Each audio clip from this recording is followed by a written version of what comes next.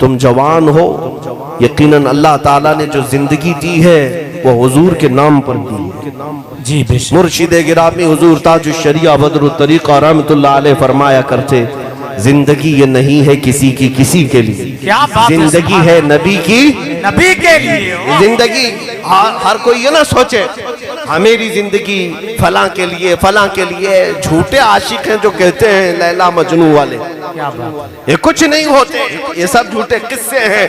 कोई किसी के लिए जान नहीं देता। ये सब के सब जिस्मानी तस्कीन को इश्क का नाम देते हैं। जी क्या बात। अपनी शहवतें पूरी करने को मोहब्बत का नाम देते हैं। क्या बात। अरे असल मोहब्बत तो वो है जिसको आला हज़रत ने कहा, हुस्न यूसुफ पे कटी मिस्र में अंगुश्त सना, सर कटाते हैं तेरे नाम पे मर्दाने अरब। हुजूर के नाम पर अपनी गर्दनें दे देते हैं। ये मोहब्बत है, यह इश्क है। इसके अलावा कोई चीज ऐसा करा भी नहीं सकेगी। आप ये मत कहना कि ये जान उसके लिए इसके लिए है, बल्कि सुन्नी हमेशा यही कहेगा जिंदगी है नबी की, नबी के लिए। ना समझ मरते हैं जिंदगी के लिए, अरे जीना मरना है सब कुछ नबी के लिए। हमारा जो कुछ भी है यहाँ पर जीना मरना किसके लिए है? नबी के लिए। मैं ये बातें इसलिए भी कहता हूँ मेरे अजीजों, जो रसूल तुम्हें हर लम्हे याद करते रहे, हर घड़ी रब्बी हबली उम्मती कहते रहे, रब्बी ग़फ़िरली उम्मती कहते रहे, क्या उस उम्मत पर आज इतना भी हक नहीं है कि वो अपने नबी की इज्जत के लिए खड़ी हो जाए? जो रसूल अपनी कब्र में तुम्हें याद करे, मेराज की सफर में याद करे, अपने बिस्तर पर याद करे, अपने मुसल्ले पर याद करे, जंगल की तन्हाई में, जिहाद के सफरों में अपनी उम्मत का ख्याल किया करे, उस उम्मत को आज इतना भी हक नहीं है? क्या इतना वक्त नहीं है कि वो अपने नबी के लिए सीरियस हो जाए? मजाक मस्ती मौज ये सब चीजें छोड़ दो, अपने नबी के लिए सीरियस हो जाओ, हसास बन जाओ, और तुम्हारी सारी इज्जतें मौला ताला वापस अता करेगा। बेशक बेशक। कुछ नहीं होना है। अगर कुछ लोगों को ऐसा लगता है कि हमारी बातों से कुछ लोगों का नुकसान हो जाएगा, मर जाएंगे, कट जाएंगे, तो मेरे अजीजों उन लोगों से मैं इतनी बात कहूंगा, ऐसे घुट घुट करके जीने से तो बेहतर है कि हुजूर के नाम पर चले जाएं। रोज गालियां सुनते हो, तुम्हारे माँ बाप को इतनी गालियां नहीं दी जाती जितनी आज मेरे मुस्तफा को आज दी जा रही है। एहसास है इस बात का? आज यहाँ पर जितना इस्लाम को, कुरान को निशाना बनाया जाता, हमारी जात को भी नहीं बनाया जाता। क्या तुम उनसे भी अफजल हो गए हो? अल्लाह। आज ये एहसास क्यों मर जा रहा है? इन हालात में भी कुछ लोग ये कहते हैं कि ये सब चीजों की अभी जरूरत नहीं। फिर कब जरूरत है आप ही हमें बताएं, कब जरूरत है? जुल्म जब बढ़ जाता है और खामोश रह जाओगे तो तुम्हारा भी नाम जालिमों में लिखा जाएगा। जुल्म करने वाला ही गुनहगार नहीं, जुल्म सहकर खामोश रहने वाला अपनी पिछले नस्लों को तबाह कर रहा है, बुज़दिल बना रहा है। सैयदी इमाम आली मकाम सैयदुश्शोहदा इमाम हुसैन रज़ियल्लाहु ताला अन्हु, क्या उनको अल्लाह के नबी ने सब्र नहीं सिखाया था? क्या उनके पास मसलहत हिकमतें नहीं थी? वो सब्र के पैकर थे, मसलहत और हिकमत सब जानने वाले थे। लेकिन दीन पर जब हर्फ आया था और हुजूर पाक की इस अजीम खिलाफत को कोई फासिक व फाजिर संभालने लग गया था, तो इतनी बात के लिए मौला हुसैन मैदान में उतर पड़े। अपने बच्चों की कुर्बानी को देखा अपने आंखों के सामने। कौन है तुम में से जो अपने 6 माह के बच्चे को हलक में नेजा लगते हुए सामने देख रहा हो और हाथ उठाकर मौला की बारगाह में कहता हो, मौला तेरे दीन के लिए कुर्बानी भी कबूल कर ले? कौन है तुम में से ऐसा बूढ़ा ला करके दिखाओ जिसके 22 साल के जवान बेटे की लाश पर से घोड़े दौड़ाए जा रहे हैं और वो देखकर खामोश बैठ सकता हो? मौला हुसैन की अजमतों को सलाम। ये करबला यूं ही नहीं हुआ था कि अगर सिर्फ अपनी गद्दी ही संभालना होता तो रसूलुल्लाह के जानशीन, मेरे आका सल्लल्लाहु ताला अलैहि वसल्लम के सच्चे बेटे, जिनको मेरे आका अपना रेहान कहा करते थे, जन्नती फूल कहा करते, उन्हें सूंघा करते, उन्हें चूमा करते, वो एक जगह बैठ करके सारे लोगों को अपनी तरफ माइल कर सकते, मैदान में उतर करके उन्होंने ये एक बात बताई कि जब तबीयत खराब हो तो सदका देकर जान बचा लो, और जब दीन पर कोई बात आए तो जान देकर अपना दीन बचा लो।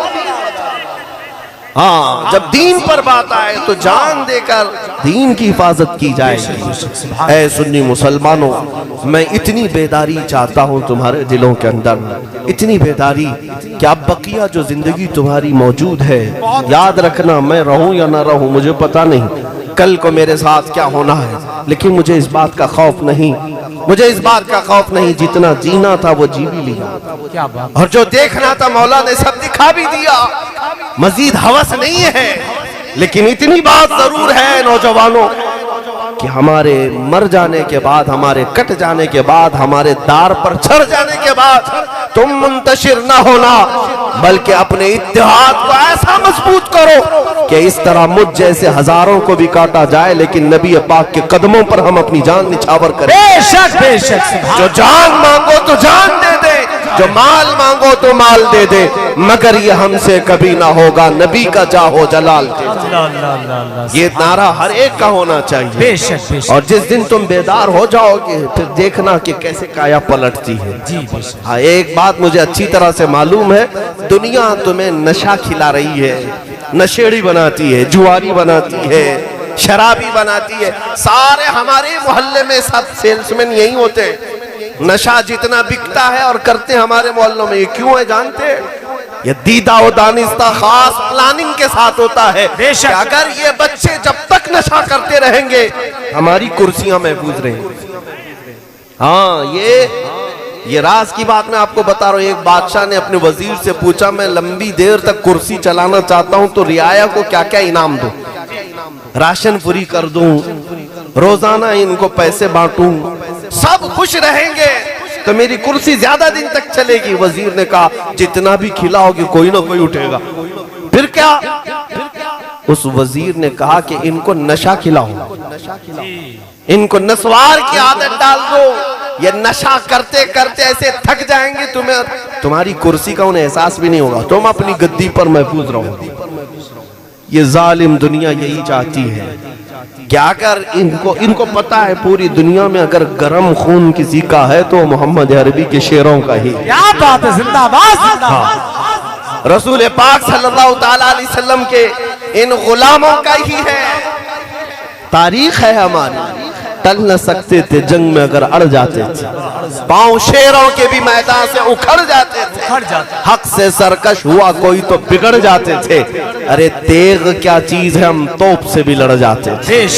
ये तारीख है और दुनिया ये जानती है। इसलिए तुम्हें जब तक वो सुला सकती है सुलाएगी, जब तक तुम्हें गाफिल कर सकती गाफिल करेगी। फैशन के नाम पर, चरस गांजे के नाम पर, शराब जुए के नाम पर, जब तक तुम सोते रहोगे दूसरों का भला है, और जिस दिन तुम ये छोड़ दिए सारी चीजें दूसरों की नींद हराम हो जाएगी। सबको पता है जब तक ये मुसलमान गाफिल है सब चैन से है। जिस दिन ये ईमानी कुव्वत के साथ आए तो पता है दुनिया को कि कैसर और किसरा ना बच सके। बड़ी बड़ी सुपर पावर ताकतों को इन्होंने घुटने टेकने पर मजबूर किया। तो आज भी अगर वो ईमानी गैरत अगर बेदार हो गई तो सबके लिए मसला बन सकता है, सबके लिए। इसलिए आज दुनिया में भी हमने देखा है, आज भी जो सुपर पावर अपने आप को कहता है वो चंद पहाड़ी मुसलमानों से खौफजदा है, पहाड़ी मुसलमानों से डरता है।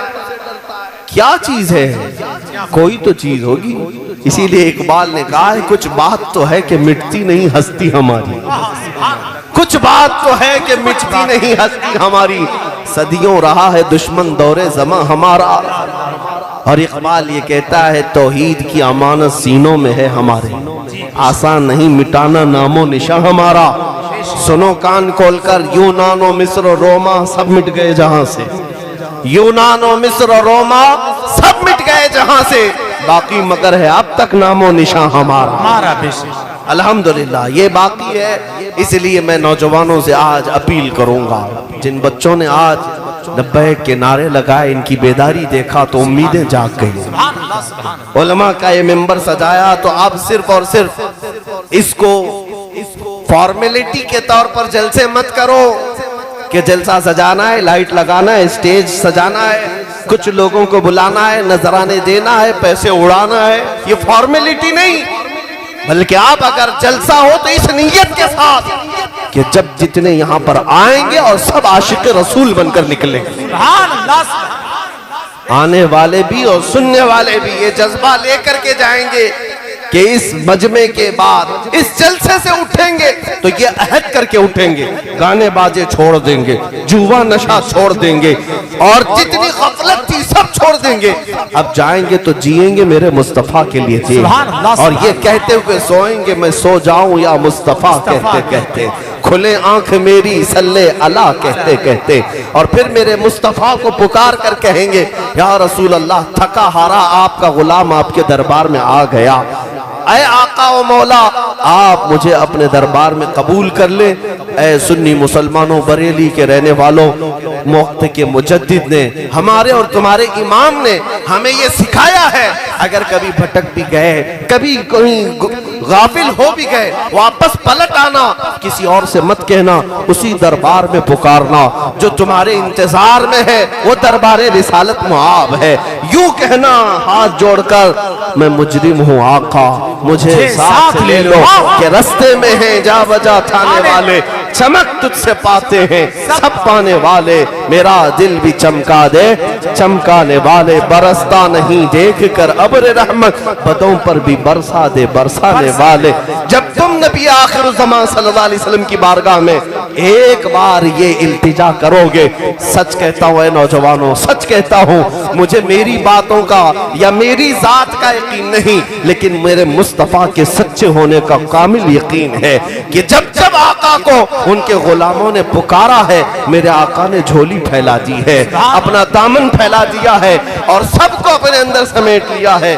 जानते हो मदीने तैयबा में एक पागल औरत जिसकी कोई बातें सुनता नहीं था, हुजूर सल्लल्लाहु अलैहि वसल्लम के साथ सहाबा खड़े हैं, वो पागल औरत आने लग गई, सहाबा हटो बचो करने लगे, ये पागल औरत है, बोलती जाएगी, बड़बड़ करती है। हुजूर पाक की तरफ आ रही थी, कोई उसकी बातें नहीं सुनता था, सहाबा हुजूर का घेरा बनाने लगे, मेरे आका ने फरमाया छोड़ो उसे, आने दो, सुभान अल्लाह, आने दो, पागल औरत है।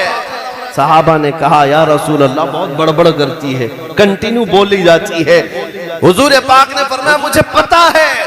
यहाँ तक कि वो औरत जब करीब आई तो कहती है या रसूल अल्लाह मुझे आपसे कुछ बात करनी है, सुभान अल्लाह, मेरे आका आपसे बात करनी है।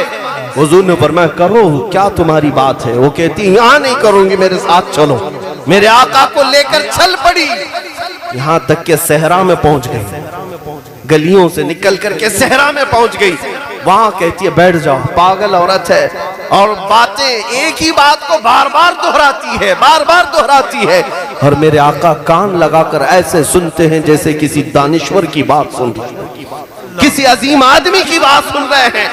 और उसके बाद जब वो बातें खत्म करती है, घंटे गुजर गए, मेरे आका उठ करके आते हैं, सहाबा कहते हैं या रसूल अल्लाह वो पगली औरत है, आपका एक एक लम्हा कीमती, सहाबा आपके दीदार के मुश्ताक। मेरे आका ने क्या जवाब दिया जानते हो ए उम्मतियों?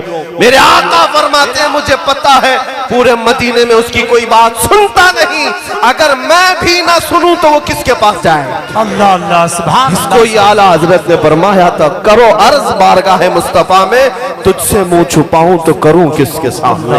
क्या और किसी से तवक्को नजर की है? बद हैं तो आपके, भले हैं तो आपके, टुकड़ों पे यही के पले हैं, रुख किधर करें? सरकार हम कमीनों के अतवार पर न जाएं, आका हुजूर अपने करम पर नजर करें। जिस दिन तुम ये एहसास बेदार करोगे, मेरे आका आज भी अपने दामन रहमत में जगह देने के लिए तैयार है। हुजूर तुम्हारे इंतजार में है। हुजूर पाक सल्लल्लाहु अलैहि वसल्लम अपनी उम्मत के अहवाल हर जुमेरात सुनते हैं, फरिश्ते हमारे अहवाल अमाल हर जुमेरात मेरे आका को सुनाते हैं जाकर, फला उम्मती हफ्ते भर में ये काम किया, तुम्हारे दिन के उजाले में किए हुए काम, रात के अंधेरे में किए हुए काम, सब फरिश्ते ले जाकर जुमेरात को सुनाते हैं। ऐ मुसलमानों, कभी एहसास करो कि जब जब फरिश्ते मेरी खबर देते होंगे तो क्या क्या काम मेरे आका को सुनाते होंगे। मेरे गुनाह भी, मेरी नेकियां भी। हम ये तक नहीं चाहते कि मेरे बाप को मेरी बुराइयां मालूम हो, छुप करके करते हैं। लेकिन क्या तुम्हारे अंदर ये एहसास नहीं कि जब रसूलुल्लाह को फरिश्ते मेरे बारे में सुना रहे होते हो, मेरे आका पर क्या गुजरती होगी? तुम कब तक मेरे आका सल्लल्लाहु अलैहि वसल्लम की इस तरह से हुजूर पाक सल्लल्लाहु ताला अलैहि वसल्लम तक अपने बुरे अमाल पहुंचाते रहोगे? तौबा कर लो, तौबा कर लो और बाज आ जाओ।